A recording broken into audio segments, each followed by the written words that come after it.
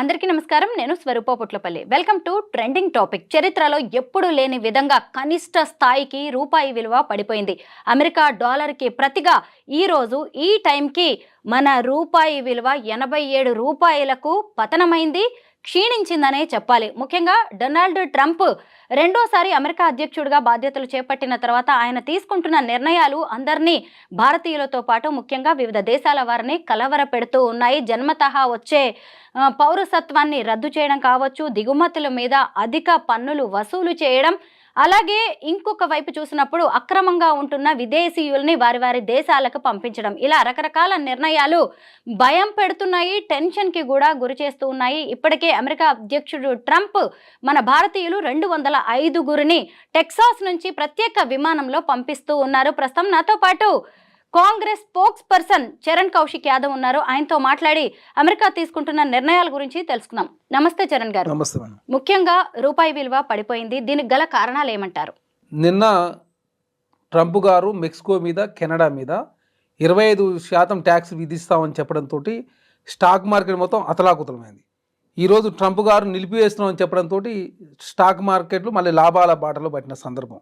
అంటే నిలిపివేస్తున్నామని చెప్పడంతో stock market లాభాలు పోయింది, ట్యాక్స్లు వేస్తున్నామని చెప్పడంతో స్టాక్ మార్కెట్ నష్టాలు పోయిన పరిస్థితి. అంటే ట్రంప్ అధికారంలోకి వచ్చిన తర్వాత, అమెరికా అధ్యక్షుడు అయిన తర్వాత ప్రపంచవ్యాప్తంగా వరల్డ్ ట్రేడ్ వార్ వస్తూ ఉంది. అదే కాకుండా అతలాకుతలం అవుతా ఉంది మార్కెట్ అంతా కూడా. ఎందుకంటే ట్రంప్ తీసుకున్నటువంటి నిర్ణయాలు, దూకుడు విధానాలు, అదే కాకుండా ఆ దేశంలోకి ఎవరైనా ఎగుమతి చేస్తే కూడా ఉల్టా ట్యాక్స్లు వేసే పరిస్థితి, వాళ్ళ నుంచి ఎవరు కొనుగోలు చేసినా కూడా ట్యాక్స్లు వేసే పరిస్థితి. అదే కాకుండా భారత్ లాంటి దేశాలు రష్యా నుంచి మనం దిగుమతి చేసుకున్న వస్తువులకు మనం రూపాయలలో మార్కం చేస్తాం. మనం మార్కం చేసినప్పుడు అక్కడ వాళ్ళు మన నుంచి ఏమైనా కొనుగోలు మాత్రం చేస్తారు, ఎందుకంటే మన రూపాయి అక్కడ వాళ్ళు ఉంచుకుంటారు కాబట్టి ఖచ్చితంగా మన నుంచి వాళ్ళు ఏదో వస్తువు కొనుగోలు చేస్తారు. దాని మీద కూడా ఆంక్షలు విధిస్తానని చెప్పడంతో ప్రధానంగా రూపాయి కుదేలైంది. మార్చి వరకు 86 రూపాయలు అవుతుందన్న రూపాయి ఏకంగా ఈ రోజుకే 87.14 పడిపోయిందంటే ఏ విధంగా రూపాయి పతనం అవుతుందో అర్థం చేసుకోవాలి. అదే కాకుండా రూపాయి పతనం అంటే ప్రధానంగా రూపాయితోటి మార్కం చేయనిస్తలేరు. అదే కాక డాలర్కి ఏమో అంతర్జాతీయ గుర్తింపు ఉంది. డాలర్లు ఏ దేశంలోనైనా ఏ వస్తువు అయినా కూడా డాలర్లో మార్కం చేసే అవకాశం ఉంది. కాబట్టి డాలర్లో అందరూ పోయి ఎఫ్డిఐలు, ఫారెన్ డైరెక్ట్ ఇన్వెస్ట్మెంట్లు, భారతదేశంలో పెట్టుబడి పెట్టినటువంటి ఇన్వెస్ట్మెంట్లు అంతా కూడా విత్డ్రా చేసుకొని తీసుకుపోయి డాలర్లో పెట్టుబడి పెట్టడంతో డాలర్లు ప్రధానంగా పెరుగుతూ ఉంది, రూపాయి పతనం అవుతూ ఉంది. దాంతో ప్రధానంగా రూపాయి 2014 మన్మోహన్ సింగ్ గారు ప్రధానమంత్రి ఉన్నప్పుడు 62 రూపాయలు, ఈరోజు అది 87 రూపాయల 14 ఏ విధంగా పెరిగిందో అర్థం చేసుకో. అదే కాకుండా ఆ విధమైన నిర్ణయాలు కూడా నరేంద్ర మోడీ గారు తీసుకోవడం లేదు. ప్రపంచవ్యాప్తంగా వరల్డ్ ట్రేడ్ వస్తుంది, ప్రపంచవ్యాప్తంగా దేశాలను చర్చించుకుంటూ ఉన్నాయి. ఎందుకంటే ఇది యుద్ధానికన్నా కూడా ట్రంప్ అధికారంలోకి వచ్చిన తర్వాత ఆంక్షలు విధించడంతో అన్ని దేశాలను కుదేలవుతూ ఉంటాయి ఇప్పటివరకు. అదేవిధంగా నిర్మలా సీతారామన్ గారు కావచ్చు, అదేవిధంగా నరేంద్ర మోడీ గారు కావచ్చు, నిన్న బడ్జెట్లో ప్రవేశపెట్టినప్పుడు కూడా దాని మీద ఎలాంటి చర్చ చేయలేదు. మన రూపాయి పతనం అవుతుందో దానికి నివారణ చర్యలు మేము ఏం చేయగలుగుతాం అని చెప్పేసి భారత ప్రభుత్వం కూడా ప్రకటించలేదు. అదే కాకుండా ఇప్పుడు విదేశాల్లో ఉన్నటువంటి విద్యార్థులు కూడా అతలాకుతలం అవుతాం, ఎందుకంటే వాళ్ళ ఖర్చులు అనామతికి పెరిగిన సందర్భం. ఎందుకంటే ఒకప్పుడు 70 రూపాయలు ఉండొచ్చు, అంతకుముందు 62 రూపాయలు, ఇప్పుడు 87 రూపాయలు. అంటే డాలరు కొనుగోలు చేయాలంటే 87 రూపాయలు ఇచ్చి రూపాయలో కొనుగోలు చేయాలంటే, డాలర్ కొనుగోలు చేయాలంటే 87 రూపాయలు ఇవ్వాల్సిన పరిస్థితి. అదే కాకుండా ఒకనాటికి ఇప్పటికి పరిస్థితి ఏంటంటే, ఆనాడు మన్మోహన్ సింగ్ ప్రధానమంత్రిగా ఉన్నప్పుడు నెల రోజుల పాటు మాత్రం విదేశీ ద్రవ్యం నిల్వలు ఉండేది, ఏది 2004 ముందు. తర్వాత మన్మోహన్ సింగ్ గారు వచ్చినప్పుడు జీడిపి కూడా గణనీయమైన స్థాయిలో 8% జీడిపి తీసుకుపోయిండు, రూపాయి పతనం కాకుండా కాపాడిండు, అదే పేదరికం తగ్గకుండా చూసిన పరిస్థితి. ఈరోజు జీడిపి చూసినట్లయితే 6.3%. ఎకనామిక్ సర్వే చాలా స్పష్టంగా బడ్జెట్ కన్నా ఒక రోజు ముందు ప్రకటించింది. అదేవిధంగా ప్రధాన ఆర్థిక సలహాదారుడు వారు ప్రకటించింది కూడా. అదే కాకుండా దాని మీద నరేంద్ర మోడీ గారు కూడా మాట్లాడిన సందర్భం. కానీ మధ్యతరగతి ప్రజల యొక్క ఏదైతే ఇన్కమ్ ట్యాక్స్ తోటి ఇబ్బంది పడుతున్నారో 12 లక్షల లోపు, వాళ్ళకు కొంత ప్రోత్సాహం ఇచ్చే విధంగా మొన్న బడ్జెట్లో నిర్ణయం తీసుకున్నారు. మధ్యతరగతి ప్రజలు కట్టేటువంటి 1,00,000 కోట్ల ఆదాయం వారికి మిగులుతూ ఉంది. అదే కాకుండా ఢిల్లీలో ఎలక్షన్లు ఉన్నాయి కాబట్టి అక్కడ 40 లక్షల మంది ఉద్యోగస్తులు ఉంటారు కాబట్టి, ఈ 12 లక్షల లోపు ఉంటారు కాబట్టి ఎలక్షన్లో మేలు జరుగుతుందని చెప్పేసి నరేంద్ర మోడీ గారి ప్రభుత్వం నిర్ణయం తీసుకున్నారు. జాతీయ స్థాయిలో మధ్యతరగతి ప్రజలంతా కూడా హర్షం వ్యక్తం చేశారు. కానీ ఈ డాలరు ఈ రూపాయితో పోల్చుకున్నప్పుడు, డాలర్తో పోల్చినప్పుడు రూపాయి పతనం అవుతుంటే దాని మీద ఎలాంటి నిర్ణయాలు తీసుకోలేదు. అదే కాకుండా భారతదేశం రూపాయలలో మార్కం చేసే రష్యా కావచ్చు, ఉక్రెయిన్ నుంచి పెట్రోల్ కావచ్చు, డీజిల్ దిగుమతి చేసుకున్నప్పుడు రూపాయలలో చెల్లించేవాళ్ళు. అట్లాంటివి చేస్తే కూడా మేము ఆంక్షలు విధిస్తామని చెప్పేసి అదేవిధంగా ట్రంప్ ఎప్పుడైతే చెప్పిండో అప్పటి నుంచి రూపాయి పతనం స్టార్ట్ అయింది. ఫారెన్ డైరెక్ట్ ఇన్వెస్ట్మెంట్ వెళ్ళిపోతా ఉన్నాయి. దాంతో విదేశాల్లో చదువుకున్నటువంటి విద్యార్థులు ఇబ్బంది పడుతూ ఉన్నారు. ప్రధానంగా భారతదేశం అని కూడా దిగుమతులు చేసుకుంటాం, ఎగుమతులు తక్కువ చేస్తాం, దిగుమతులు ఎక్కువ చేసుకుంటాం. కాబట్టి దాంతో ప్రధానంగా రూపాయి మీద భారం పడడంతో ప్రధానంగా రూపాయి పతనం అవుతూ ఉంది. డాలర్కు అంతర్జాతీయ గుర్తింపు ఇవ్వడంతో డాలర్ చలామణి పెరుగుతూ ఉంది. అందరూ కూడా పోయి డాలర్లో పెట్టుబడి పెడతా ఉన్నారు. అదే కాకుండా వారు ట్రంప్ అధికారంలోకి వచ్చిన తర్వాత వడ్డీ రేట్లు ఎక్కువ చేయడంతో వాళ్ళు కూడా డాలర్ కొనుగోలు చేసి వడ్డీ రేట్లు ఎక్కువ తీసుకోవడంతో ప్రధానంగా రూపాయి మీద భారం పడ్డది. కాబట్టి భారతదేశం ఇప్పటికైనా సరైన నిర్ణయం తీసుకోకపోతే అది మార్చి వరకు 100 రూపాయలు అయ్యే అవకాశం ఉందని చెప్పేసి ఆర్థిక నిపుణులంతా చెప్తా ఉన్నారు. కాబట్టి నిర్మలా సీతారామన్ గారు, నరేంద్ర మోడీ గారు, అదేవిధంగా ఫైనాన్స్ ఎక్స్పర్ట్తో మాట్లాడి ఈ రూపాయి పతనం కాకుండా కాపాడాల్సిన బాధ్యత ఈ దేశ ప్రధానమంత్రి ఆర్థిక శాఖ మీద ఉందని చెప్పేసి మేము భావిస్తూ ఉన్నాం. చరణ్ గారు, రూపాయి విలువ పతనం అవ్వడం అనేది ట్రేడింగ్ కావచ్చు, స్టాక్ మార్కెట్ మీద, ఇతర రంగాల మీద ఎలాంటి ప్రభావం చూపే అవకాశం ఉందంటారు? నిన్న మెక్సికో మీద కావచ్చు, కెనడా మీద కావచ్చు 25% ట్యాక్స్లు వేస్తుందని చెప్పిండు ట్రంప్ గారు. అనడంతో ట్యాక్స్ స్టాక్ మార్కెట్ మొత్తం కుదేలైపోయింది. అదే కాకుండా చైనా మీద 10% ట్యాక్స్ వేస్తానని చెప్పిండు. ఇవాళ నిలుపుదల చేస్తున్నానని చెప్పడంతో భారతదేశ స్టాక్ మార్కెట్ ఒకేసారి లాభాల పట్టిన సందర్భం. కాబట్టి దిగుమతి చేస్తానన్నా ట్యాక్స్లు వేస్తూ ఉన్నాడు, దిగుమతి చేస్తానన్నా ట్యాక్స్లు వేస్తూ ఉన్నాడు. అదేవిధంగా అగ్రిమెంట్ ఉన్నటువంటి దేశాలు రూపాయలలో కావచ్చు వాళ్ళ సొంత ద్రవ్యంలో మార్గం చేస్తానని కూడా ఒప్పుకునే ప్రసక్తే లేదు. దాని మీద మేము కఠిన నిర్ణయాలు తీసుకుని చెప్పడంతో మొత్తం ప్రపంచవ్యాప్తంగా అన్ని దేశాలు ఇబ్బందులు ఎదుర్కొంటూ ఉన్నాయి.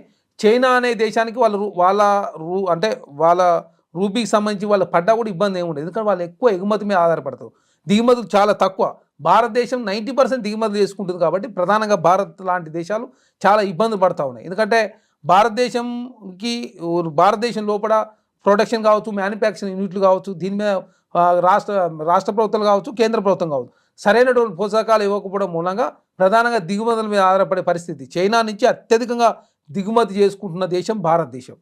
చైనా వస్తువులు నిషేధం అని చెప్పేసి నరేంద్ర మోడీ గారు చెప్తుంటారు, మేక్ ఇన్ ఇండియా అంటాడు. కానీ ఇంతవరకు అలాంటి నిర్ణయాలు తీసుకోకపోవడం మూలంగా ప్రధానంగా భారతదేశం దిగుమతుల మీద ఆధారపడడం, రూపాయిలో మార్గం చేయకుండా ట్రంప్ గారు లాంటి వాళ్ళు అడ్డుకోవడం, అదేవిధంగా ఆంక్షలు విధిస్తానని చెప్పడంతో ప్రధానంగా రూపాయి కుదేలు అవుతా ఉంది. కాబట్టి ఆ పరిస్థితి రావద్దంటే ఖచ్చితంగా నరేంద్ర మోడీ గారు ట్రంప్ దోస్తులు అని చెప్పి చెప్తా ఉంటారు. గుజరాత్కు వారు వచ్చినప్పుడు కూడా మీ ఇద్దరం మంచి మిత్రులు అని చెప్తా ఉన్నారు. అట్లాంటి ఆంక్షలు లేకుండా చేసుకున్నట్లయితే రూపాయి పతనం కాకుండా కాపాడుకునే అవకాశం ఉంది. అదే కాకుండా రూపాయిని డాలర్ ఏదైతే అంతర్జాతీయ గుర్తింపు తెచ్చుకున్నామో అదే స్థాయిలో రూపాయిని గుర్తింపు తెచ్చుకున్నప్పుడు మాత్రమే ఈ పరిస్థితి నుంచి బయటపడే అవకాశం ఉంది. కాబట్టి వరల్డ్ ట్రేడ్ వార్ వస్తుందని చెప్పేసి ప్రపంచవ్యాప్తంగా చర్చ జరుగుతూ ఉంటే మన దేశంలో నరేంద్ర మోడీ గారు, ఆర్థిక మంత్రి సీతారామన్ గారు మొన్న బడ్జెట్లో కూడా ఎలాంటి నిర్ణయాలు తీసుకోకపోవడం మూలంగా ఇంకా స్టాక్ ఎక్స్చేంజ్ కుదేలు అవుతా ఉంది. చరణ్ గారు, ఇంకొక వైపు చూసినప్పుడు మొదటి నుంచి కూడా డొనాల్డ్ ట్రంప్ చెప్తూనే ఉన్నాడు, ఏం చెప్పాడో అదే ఇప్పుడు చేసి చూపిస్తూనే ఉన్నారు. ముఖ్యంగా ఆయన తన దేశ పౌరులకి ఎంతో ఇంపార్టెన్స్ ఇస్తారు.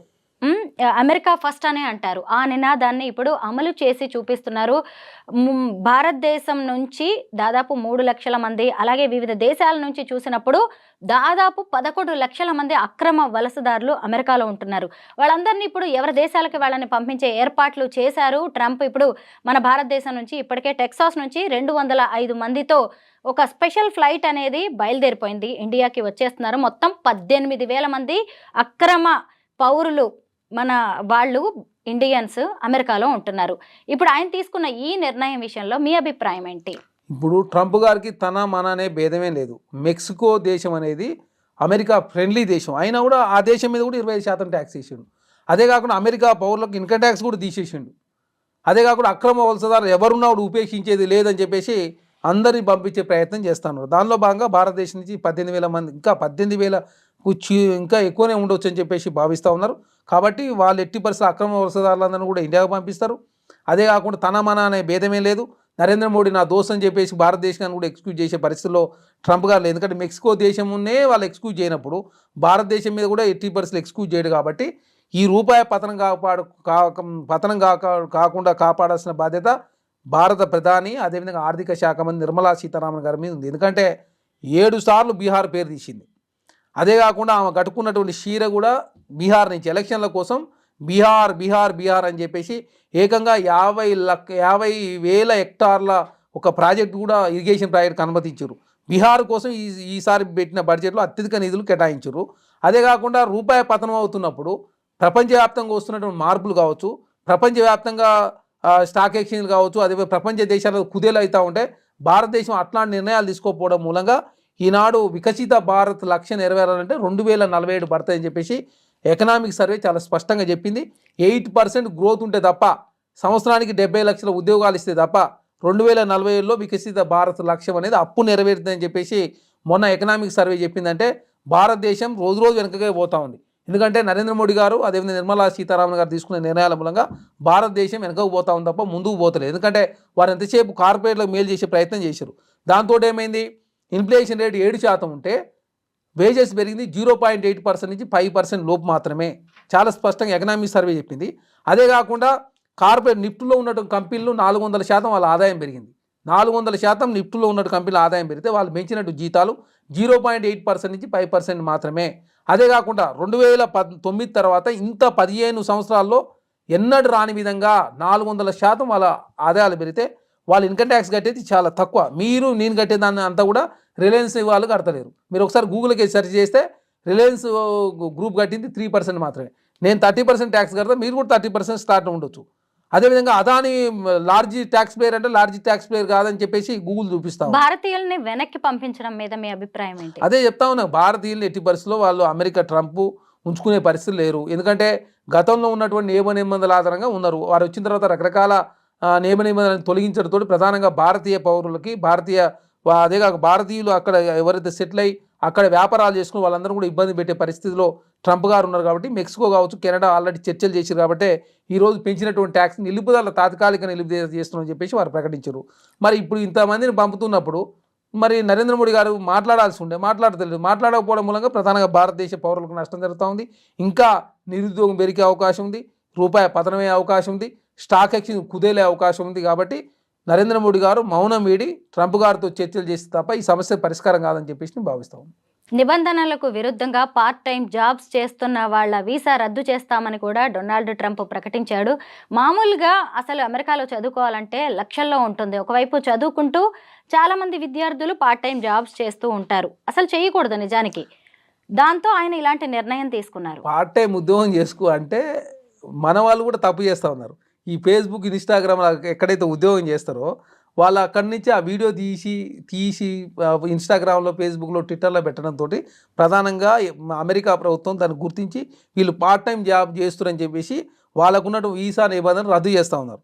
వీళ్ళు కామ్గా జాబ్ చేసుకుంటే ఎవరికి ఇబ్బంది లేదు. ఈ కామ్గా జాబ్ చేసుకోకుండా ఈ సోషల్ మీడియా మోజులో పడి ఇన్స్టాగ్రామ్, ఫేస్బుక్, ట్విట్టర్లో పెట్టడంతో ప్రధానంగా భారతీయ విద్యార్థులకు ఇబ్బంది అవుతుందని చెప్పేసి చర్చ జరుగుతూ ఉంది. కాబట్టి అట్లాంటి ఎవరైనా జాబ్ చేసే వాళ్ళు ఉన్నా, చదువుకునే వాళ్ళు ఎవరున్నా కూడా ఆ సోషల్ మీడియా జోలికి పోతే వాళ్ళు దీని నుంచి బయటపడే అవకాశం ఉంది. అదే కాకుండా ఇప్పటికైనా మించిపోయింది ఏం లేదు. ట్రంప్ గారితో నరేంద్ర మోడీ గారు మాట్లాడితే ట్రంప్ గారు నరేంద్ర మోడీ గారు మంచి దోస్తులు కాబట్టి మెక్సికోకి ఇచ్చినటువంటి మినహాయింపులు మనకు కూడా ఇచ్చినట్లయితే ఖచ్చితంగా మన పౌరులు కూడా ఇంకా అక్కడనే ఉంచుకునే అవకాశం ఉంటుంది. అదే కాకుండా భారతదేశం మీద ఇంకా ఆంక్షలు విధించలే. నిజంగానే ఆంక్షలు విధించితే ఇంకా రూపాయి ఇంకా మార్చి వరకు ₹100 పోయే అవకాశం కూడా ఉంటుంది. ఎందుకంటే చైనా మీద విధించుడు, కెన్యా మీద, మెక్సికో మీద, భారతదేశం మీద ట్యాక్సులు విధిస్తామని ఇంకా చెప్పలేదు. చెబితే మాత్రం మన స్టాక్ ఎక్స్చేంజ్ కుదేలవుతుంది. అదే కాకుండా మనకి ఇప్పటికే సంవత్సర కాలం సరిపోను ఎఫ్డిఐలు ఉన్నాయి, ఫారెన్ డైరెక్ట్ ఇన్వెస్ట్మెంట్స్. అవి కూడా వెళ్ళిపోతే చాలా కష్టమైన పరిస్థితి ఎదుర్కొనే అవకాశం ఉంటుంది. కాబట్టి ఇప్పటికీ ప్రాథమిక దశలో ఉంది. కాబట్టి ఇప్పటికైనా నరేంద్ర మోడీ గారు ట్రంప్ గారితో మాట్లాడి భారతదేశం అమెరికాతోటి ఒక అంతర్జాతీయ వాణిజ్య ఒప్పందం చేసుకున్నప్పుడు మాత్రమే భారతదేశంలో రూపాయి పత్రం కాకుండా కాపాడుకునే అవకాశం ఉంటుంది. అదే కాకుండా మనం ఎంతసేపు దిగుమతుల మీద ఆధారపడకుండా భారతదేశంలో ఉత్పత్తి చేసే విధంగా, భారతదేశంలో వస్తువులు తయారయ్యే విధంగా మనమే ఒక వేరే దేశాలకు ఎగుమతి చేసే విధంగా మనం తయారైతే తప్ప భారతదేశం భవిష్యత్తు ఇంకా అంధకారం అయ్యే అవకాశం ఉంది. వికసిత భారత లక్ష్యం రోజు రోజు ముందుకు పోతుంది తప్ప వెనకకు పోతలేదు. ఎందుకంటే 47 వికసిత భారత్ 15 సంవత్సరాలు పూర్తి చేస్తూ ఉన్నారు. నరేంద్ర మోడీ ప్రధానమంత్రి అయిన తర్వాత మేము వచ్చిన తర్వాత $5 ట్రిలియన్ దేశం ఎదుగుతుందని చెప్పారు. తెలంగాణ టార్గెట్ పెట్టుకొని తెలంగాణలో కాంగ్రెస్ ప్రభుత్వం $1 ట్రిలియన్ లక్ష్యంతో తెలంగాణ ముందుకు పోతా ఉంది. భారతదేశ జీడీపీతో పోసిన తెలంగాణ జీడీపీ పెరిగింది. 3.8% తెలంగాణ జీడీపీ 4.9 పోయింది. కానీ భారతదేశ జీడీపీ 8% జీడీపీ నుంచి 6.3కి పడ్డది. కాబట్టి వాణిజ్యపరమైన నిర్ణయాలు తీసుకుపోతే భారతదేశం కుదేలే అవకాశం. కాబట్టి మించిపోయిందేం లేదు. నిర్మలా సీతారామన్ గారు కావచ్చు, నరేంద్ర మోడీ గారు కావచ్చు, ఫైనాన్షియల్ ఎక్స్పర్ట్స్ అంతా కూడా ట్రంప్ గారితో అదేవిధంగా అమెరికాతో చర్చలు చేసి అంతర్జాతీయ వాణిజ్య ఒప్పందం కూర్చుకుంటే తప్ప ఈ సమస్యకు పరిష్కారం లభించేటట్టు కనపడతలేదు. చరణ్ గారు 2017 నుంచి 2021 వరకు మొదటిసారి డొనాల్డ్ ట్రంప్ అధ్యక్షుడిగా ఉన్నారు. ఆయన విధానాలు ఎలా ఉంటాయో, ఆయన ఆలోచనలు ఎలా ఉంటాయో భారత్‌కి బాగా తెలుసు. ఇప్పుడు మళ్ళీ రెండోసారి వచ్చిన తర్వాత ఆయన తీసుకుంటున్న భారతీయులను వెనక్కి పంపించడం కావచ్చు, రూపాయి విలువ పడిపోవడం కావచ్చు, లేదంటే దిగుమతుల మీద అధిక ట్యాక్సులు వేయడం. ఇలాంటి నిర్ణయాలన్నీ కూడా భారత్ మీద ఎలాంటి ప్రభావం చూపించే అవకాశం ఉంది? ఎందుకంటే ఎన్నోసార్లు నరేంద్ర మోదీ తీసుకుంటున్న నిర్ణయాలని డొనాల్డ్ ట్రంప్ ప్రశంసించారు. ఈయన కూడా ప్రధాని కూడా డొనాల్డ్ ట్రంప్ మా మిత్రుడు అంటూ వ్యాఖ్యానించారు. ఇక ముందు ముందు ఎలా ఉండొచ్చు ఈ రెండు దేశాల సంబంధాలు? ఇప్పుడు ఫస్ట్ సారి అమెరికా అధ్యక్షుడు అయినప్పుడు వేరు. అమెరికాలో 2 సార్లు మాత్రమే అమెరికా అధ్యక్షుడు అయ్యే అవకాశం ఉంటుంది. ఫస్ట్ సారి గెలిచినప్పుడు రెండోసారి గెలవాలన్న ఆకాంక్షతోటి భారతీయులంతా అమెరికాలో ఎక్కువ ఉంటారు కాబట్టి వాళ్ళ ఓట్లు ఆకర్షించే ప్రయత్నంలో భాగంగా భారతదేశంతో సత్సంబంధాలు కొనసాగించండు. ఇప్పుడు రెండోసారి ఆయన అమెరికా అధ్యక్షుడు అయ్యింది. ఇక మూడోసారి అయ్యే అవకాశం లేదు కాబట్టే కఠినమైన నిర్ణయాలు తీసుకుంటా ఉన్నాడు. కఠినమైన నిర్ణయాలు తీసుకుంటూ అమెరికా పౌరులకు మేలు చేసే ప్రయత్నంలో భాగంగా ఇన్కమ్ ట్యాక్స్ తక్కువ చేసిండు. అదే కాకుండా భారతీయులు కావచ్చు, ఇంకా వేరే దేశాలు ఎవరినో కూడా మెడలు బట్టి గంటేసే ప్రయత్నం, ట్యాక్సులు అడ్డగోలుగా విధించే ప్రయత్నం. అతను వ్యాపారి, బేసికలీ వ్యాపారి కాబట్టి వ్యాపారపరమైన నిర్ణయాలు తీసుకోవడంతో ప్రధానంగా యుద్ధాలు జరగకుండా కూడా డాలర్లు కావచ్చు, స్టాక్ ఎక్స్చేంజ్ మొత్తం పడిపోతూ ఉంది. హైదరాబాద్లో ట్రంప్ టవర్స్ రాబోతున్నాయని చెప్పి చర్చ జరుగుతూ ఉంది. అంటే ట్రంప్ అనే వ్యక్తి పేరు మీద పెడుతురా, ట్రంప్ అంత పాపులర్ కాబట్టి ఆయన పేరు మీద పెడితే టవర్స్ సేల్ అయితే అని చెప్పేసి ట్రంప్ టవర్స్ కడతారో అర్థం కాని పరిస్థితి. కాబట్టి హైదరాబాద్లోనే ట్రంప్ టవర్స్ కడితే పరిస్థితికి ట్రంప్ పేరు మీద అంత ట్రెండింగ్ నడుస్తుందంటే ట్రంప్ అనే వ్యక్తి అమెరికా కోసం ఏదైనా చేయడానికి సిద్ధంగా ఉన్నాడు. ఇంకా మూడోసారి ఆయన అక్కడ అధ్యక్షుడు అయ్యేది లేదు. వాళ్ళు ఇక సెకండ్ సారి గెలిచింది కాబట్టి మూడోసారి అయ్యే అవకాశం లేదు కాబట్టి ఎలాంటి నిర్ణయాలు తీసుకోవడానికి కూడా వెనుకకు పోతలేడు. కాబట్టి అన్ని దేశాలు కూడా ఇబ్బంది పడతా ఉన్నాయి. దానిలో బాగా భారతదేశానికి ఇప్పుడే స్టార్ట్ అయింది. ఖచ్చితంగా అది భవిష్యత్తులో ఎంత దూరమే పోయే అవకాశం ఉంది. కాబట్టి ఇప్పటికైనా మించిపోయింది నరేంద్ర మోడీ గారు ట్రంప్ గారితో మాట్లాడి వారికి ఉన్నటువంటి సాన్నిహిత్యం కావచ్చు, అదేవిధంగా ఒప్పించే ప్రయత్నం, నెప్పించే ప్రయత్నం చేస్తే భారతదేశంలో రూపాయి కావచ్చు, ఆర్థిక వ్యవస్థ కావచ్చు, ఇంకా కుదేలు కాకుండా కాపాడుకునే అవకాశం ఉన్నది. Thank you so much Charan గారు. Thank you.